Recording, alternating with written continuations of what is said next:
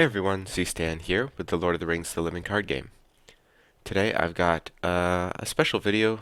It's one of those break the game sort of videos.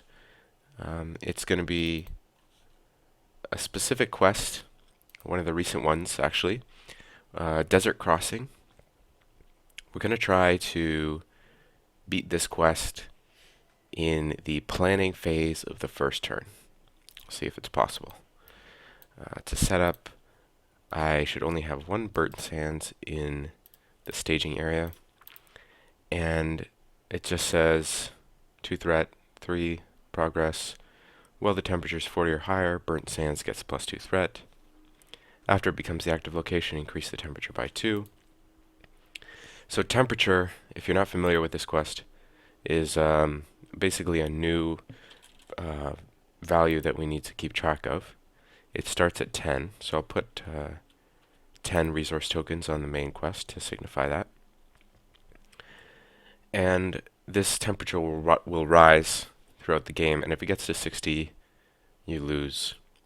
And it goes up by 4 every turn. Now, since we're not really going to be playing multiple turns, we don't really have to concern ourselves with the temperature too much. But essentially, we've escaped Umbar and we're trying to cross the desert. Now, the deck I'm going to use for this is a Iristor, Denethor, Boromir deck. And let's see, I kind of want Heed the Dream in my opening hand. This is not ideal, so I'm going to take a mulligan. Okay, that's possibly worse. Hopefully we get a nice draw with Iristor. Normally this is very consistent. We'll see, though I could end up with a very bad draw. Okay, so we start the first turn. Draw, draw, draw 3 cards with Iristor. And, let's see, we play We Are Not Idle, exhausting 0 dwarves to draw a card. We will play, Denethor should have 2 extra resources on it. And we play Seeing Stone, doomed 1. Look at our deck. And grab Deep Knowledge. Raise our threat by 2. Draw 1, 2. Deep Knowledge again. Draw, draw. Okay. We're still in the resource phase, so I will play Captain's Wisdom. 2 resources there.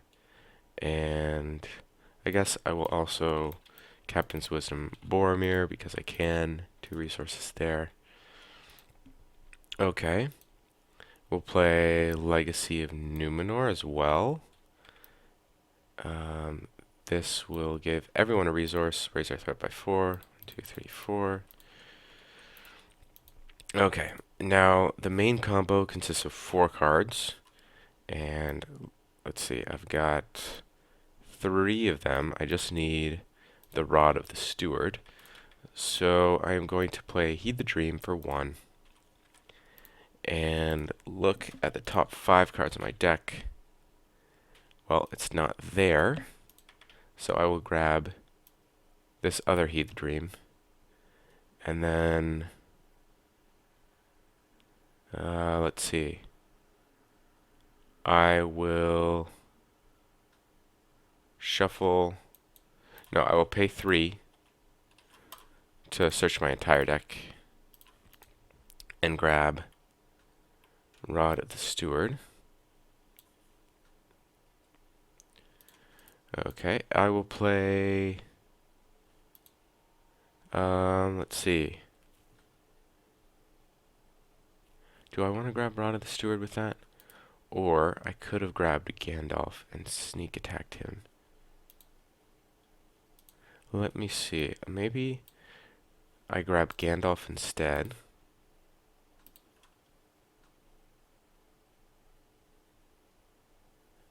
Which one's more consistent? Because if I play Gandalf, I can use Word of Command on him. That brings me down to 0 here. No, okay, I think I'll stick with what I did. And, oh right. So, okay, we'll do that. And then I need to get to 40 threats still. That's the one last thing I need to do. So I will play Heed the Dream again for 1. And we'll search the top 5 for... Oh, man. Huh.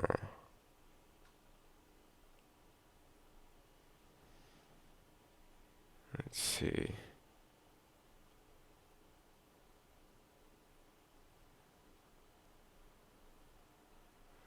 I guess we could... Yeah, we can grab Captain's Wisdom. This will get us to 40, I think. Because we haven't played any allies or attachments, so we're still in the resource phase. So I can ready Boromir and play Captain's Wisdom again. And then ready him again. That gets us to 40. Kind of unlucky we didn't draw into many of our other doomed cards, but that's all we need. We're at 40 now. So now we go into the planning phase, and this is where we hope to beat the entire quest. I will play down Rod of the Steward. So Rod of the Steward attached to a Gondor hero. Spend 2 resources from attached heroes' resource pool to draw 1 card. There's no limit on that. We play Horn of Gondor on Denethor as well.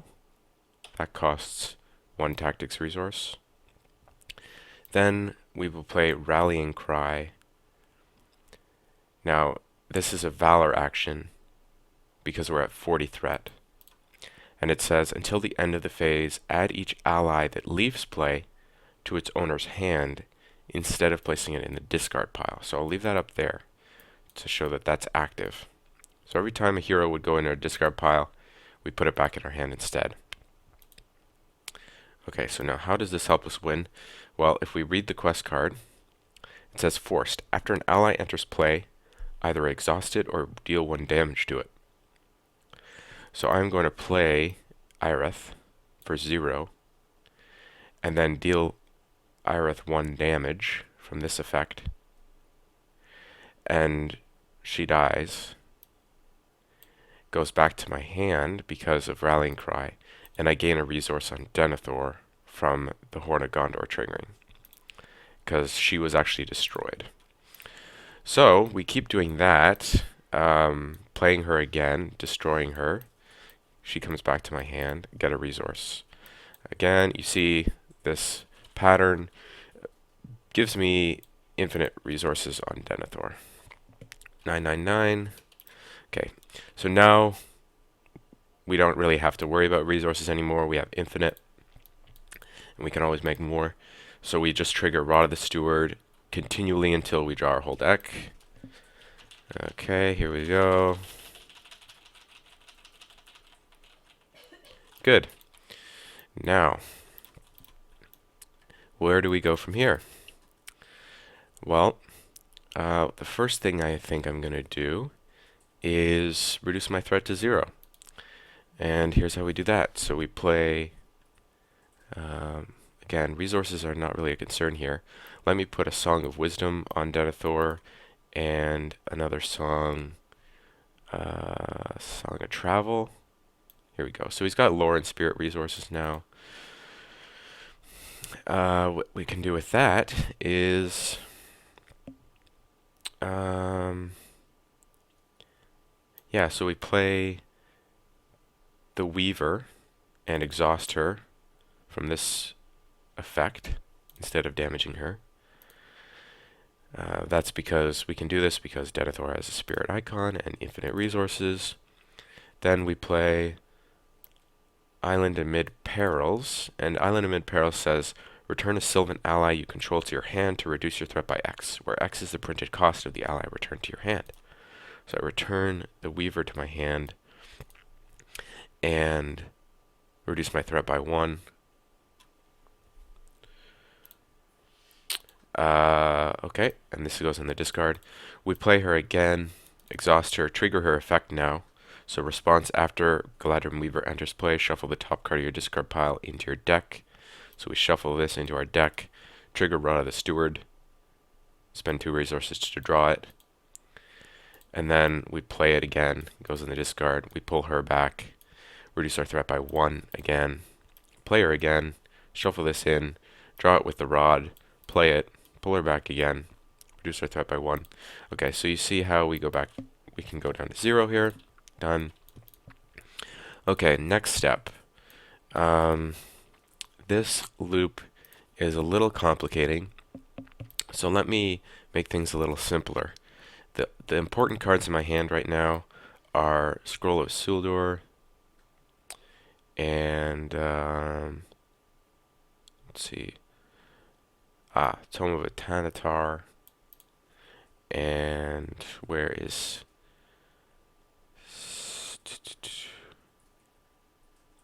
we need Ravens of the Mountains and Second Breakfast. Okay, so these are the 4 cards that are important in our hand, as well as this Weaver Island combo. Let me play her down here, exhaust her, pull this back into the deck, and draw it back up. Okay, so this is in our hand as well.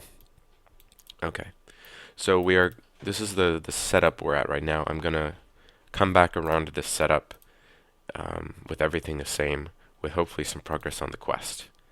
And here's how we do that. First thing we do is so this is my hand. We put these cards into play. Those attachments.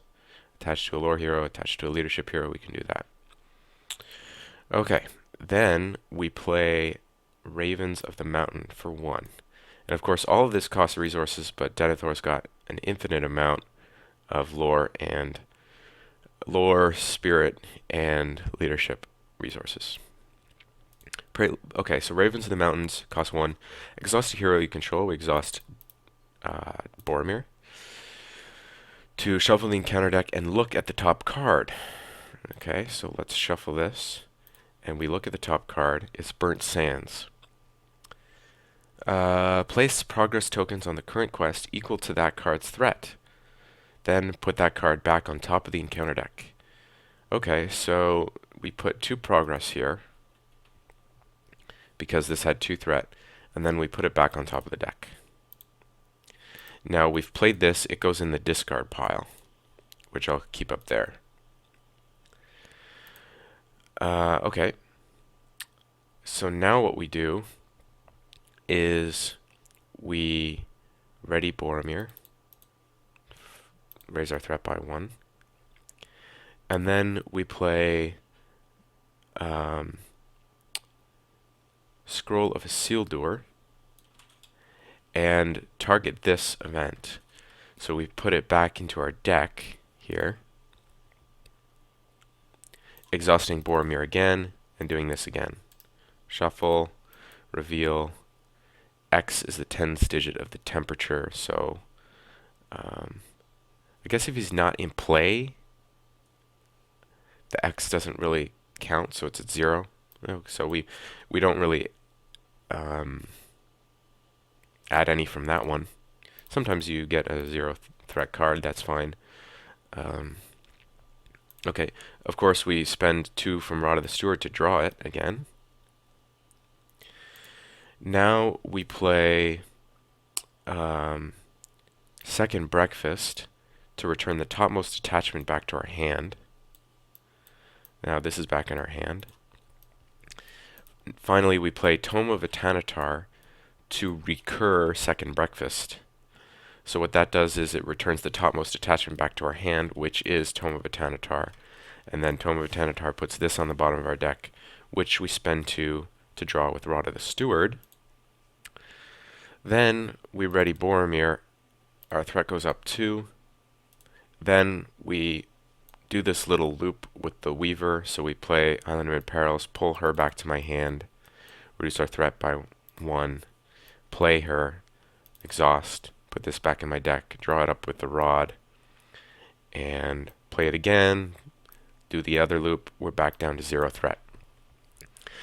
Okay, so we're staying at 0 threat. We've got these 5 cards back in our hand with the Exhausted Weaver, the Ready Boromir, and we have progress on the quest. So we just do that forever. There's no limit to how many times we can do that. Eventually we're going to get 8 progress on this quest. A lot of the time we might turn up a card that gives us 0 progress, but you can't do that forever. So eventually we will get 8 progress, and we advance the quest to the next stage. And we're still in the planning phase, which is pretty amazing. Okay, increase the temperature by 2. Shuffle the encounter discard pile into the encounter deck and reveal 1 encounter card per player. So there's no encounter discard pile. We just shuffle this up. Well, shuffle the encounter discard pile in, so we can't really do that. Yeah.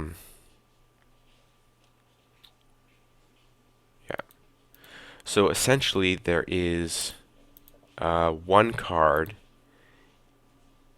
We can't really do that, right? Okay. So this is a bit tricky here, but it basically means that the top card of this deck can't be a 0 threat card, because if it was 0 threat card, we wouldn't have placed progress on this last stage, and we wouldn't have advanced. So we know the top card has some sort of threat.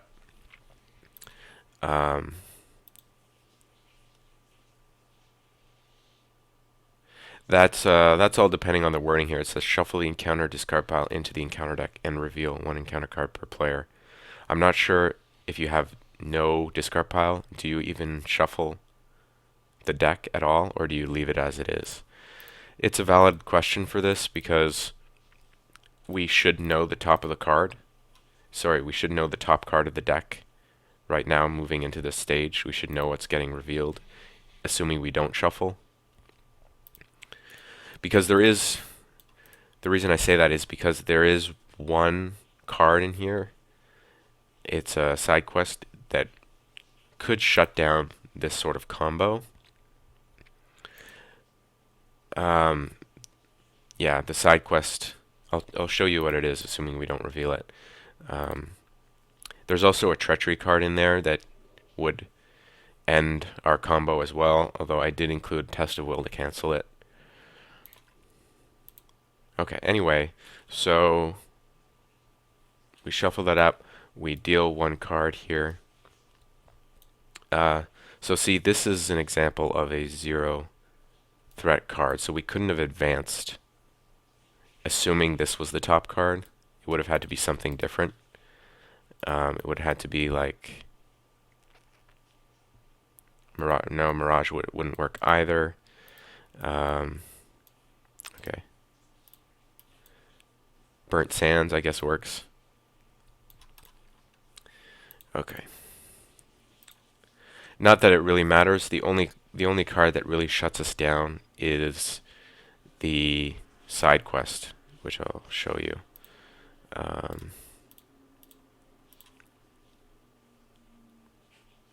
The main card that shuts us down is, yeah, Find Water. Characters cannot be readied by player card effects. So this would stop Boromir from working, and he wouldn't be able to keep doing the Ravens of the Mountain trick, which requires you to exhaust him. But yeah, anyway, there's no way to have this on the top of the deck as you advance, because it needs to be some sort of thing with threat on it in order to have got the progress. Assuming you don't shuffle it. I'm really not sure about that. Regardless, we didn't reveal that side quest, so we continue on, and we've done that. At the end of the round, increase the temperature by 4. yada yada. Then each player assigns X damage among characters he controls, where X is the tens digit of the temperature. Okay, that's fine. Nothing really special there. We just keep doing this trick with Ravens of the Mountain. Boom, boom, boom, boom, boom. We get to 14 after triggering Boromir a bunch of times, reducing our threat back down to 0. We go on to the next quest stage. Increase the temperature by 2, and each player searches the encounter deck, discard pile, and victory display for a wereworm and adds it to the staging area if able. Okay.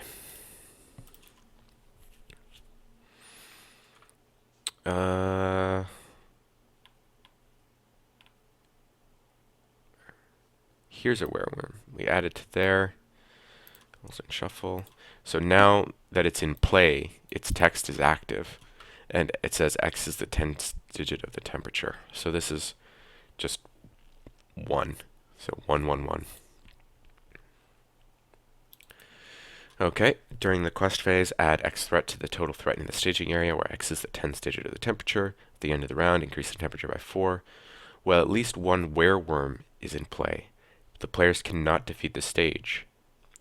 If the players defeat the stage, they win the game. So we cannot actually win until this guy's dead. But you know what? It's still the planning phase. So let's see here.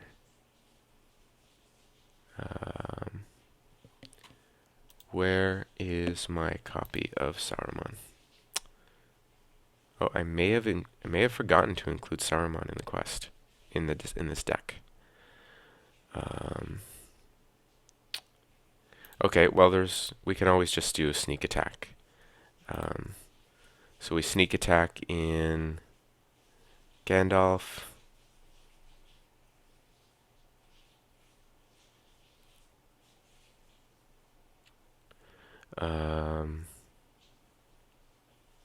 Let's see here.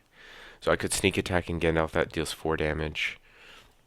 Although, what I would like to do is win in the planning phase of the first turn. So that requires us getting rid of it during this phase, which is a little tricky. So what I'm going to do is Saruman Ally is supposed to be in this deck. I just forgot to include it when I was building it. I'm just going to go ahead and throw him in there.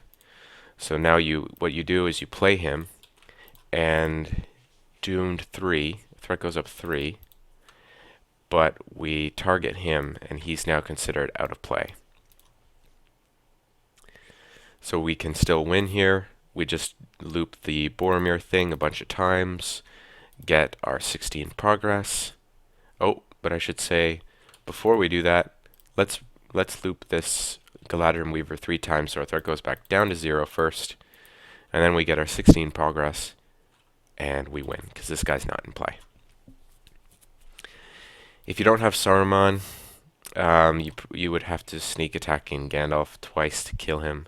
Of course, we're in the planning phase right now, so the first sneak would just damage him by 4, and then in the quest phase you could sneak him in again and kill him off. But I like it. I like the idea of winning in the planning phase a little better than winning in the quest phase. I think it's more elegant, and that's pretty much it. So there you go. We just cruised through all 3 stages, and we never really had to deal with anything that the encounter deck had to throw at us. Of course, this only works because of the effect on the first stage, where you have to deal a damage to an ally when it enters play. Without this, there's no way to have gotten the infinite resources on Denethor to fuel the rest of the deck. Okay, well, that's pretty much it. I hope you enjoyed this fun little video. Let me know what you thought. Bye for now.